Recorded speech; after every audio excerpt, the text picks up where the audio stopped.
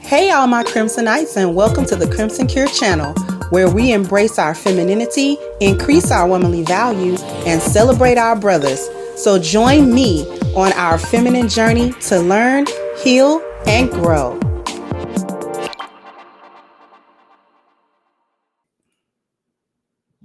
StreamYards is actually weird like that. It doesn't like mobile.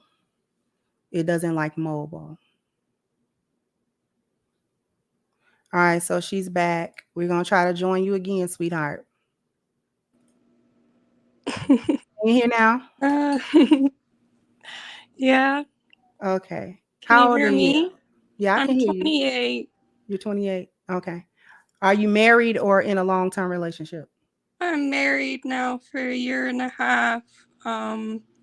It is with a black man. He's gonna end up watching this probably when he's off work. I'm very lucky to have him.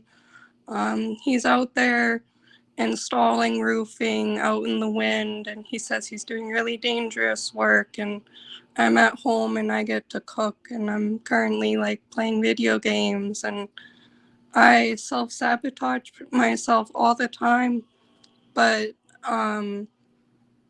I don't know why I'm doing it.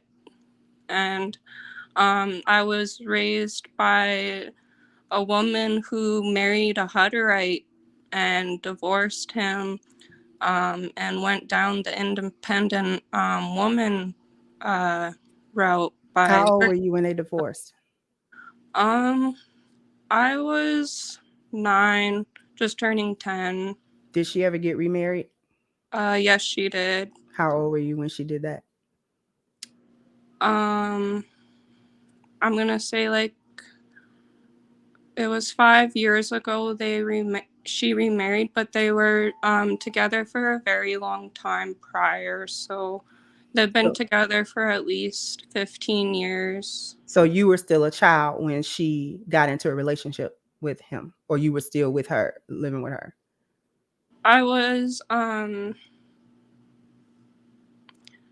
yeah, about that. Yeah, sorry. Okay. All right. So you say you self-sabotaging. How long have you been with your husband? You say you've been married a year, but how long have you been with him?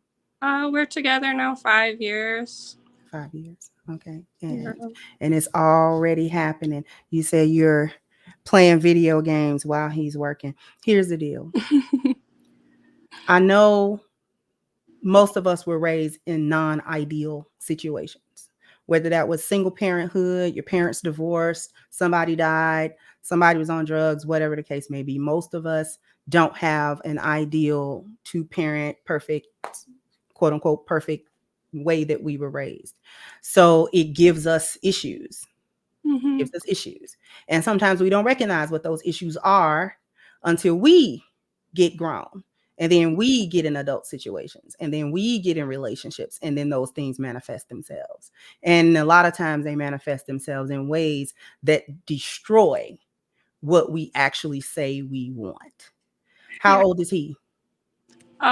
He's 34. He turns 35 in May. Do you have children? No, we want to, but he's African and he wants me to be a good wife and, like not be a bad mother. He wants me to be 100% on the wife and the mother scale. So he'd rather have, like a perfect wife than have a bad mother, if that makes sense. What are his top 3 complaints about you as a wife? Being consistent,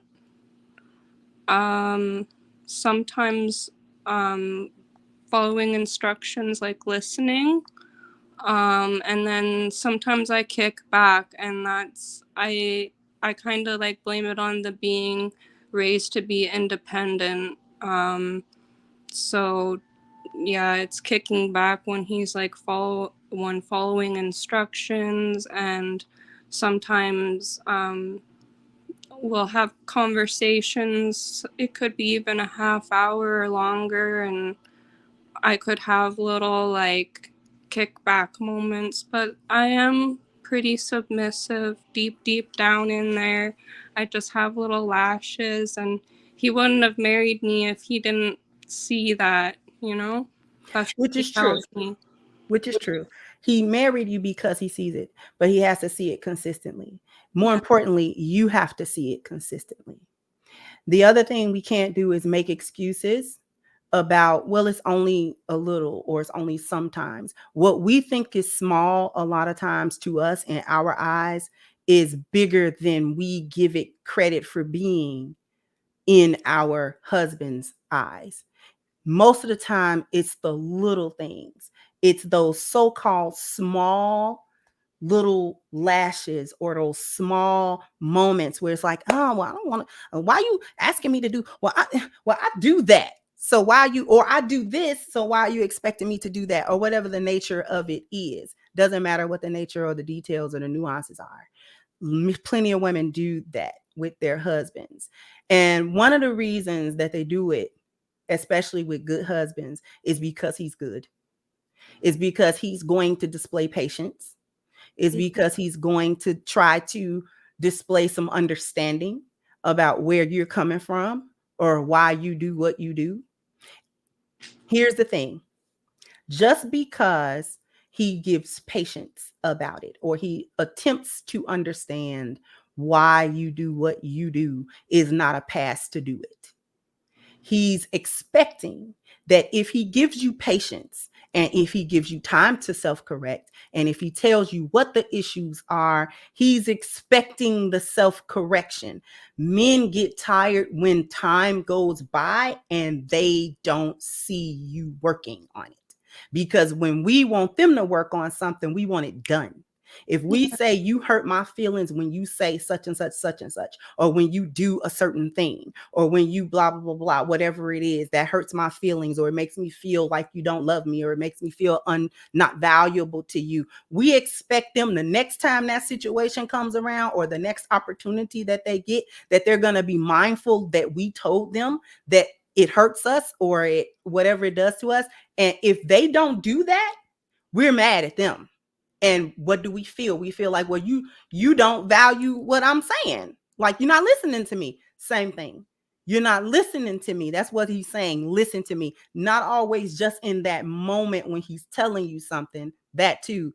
But when he say, listen to me, if he has a conversation with you about the things that he's having an issue with, whether you see those things as big or small is immaterial to the fact that he sees them big enough to bring them to you. And he's not just dismissing them. He's because guaranteed he's some of the stuff he's dismissing because it's not that big of a deal. It's not a deal breaker for him in this relationship. But if he keeps bringing up something or a set of things and he brings it up over and over, whether that over and over is twice a year or whether it's once a week, doesn't matter. If a man keep repeating something, it means something to him. Whether it's negative or positive, it means something to him. And it behooves us as women, if we say we want to be good wives and we say we want this man and we want a long-lasting relationship with him, it behooves us to take into account what he said and literally do the work. Do the work. If he wants you to be at home while he's out there busting his butt on a roof and all that he's asking is that the dinner be cooked or the house be clean or whatever it is he asking you to do, and he consistently come home and that's not done, you don't care what he said. Regardless of what comes out of your mouth later on, and that you love him and stuff like that. Love is not just a feeling. Love is the duty of the relationship. That is how you display the emotion of love that you have for him. It's the duty.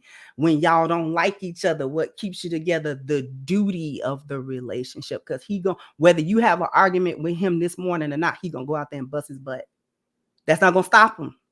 Yeah, If something happened to you and you call him, I don't care if y'all had a knockdown drag out and you call that man and say, you gotta come get me because such and such happened. He's dropping everything and he coming to you.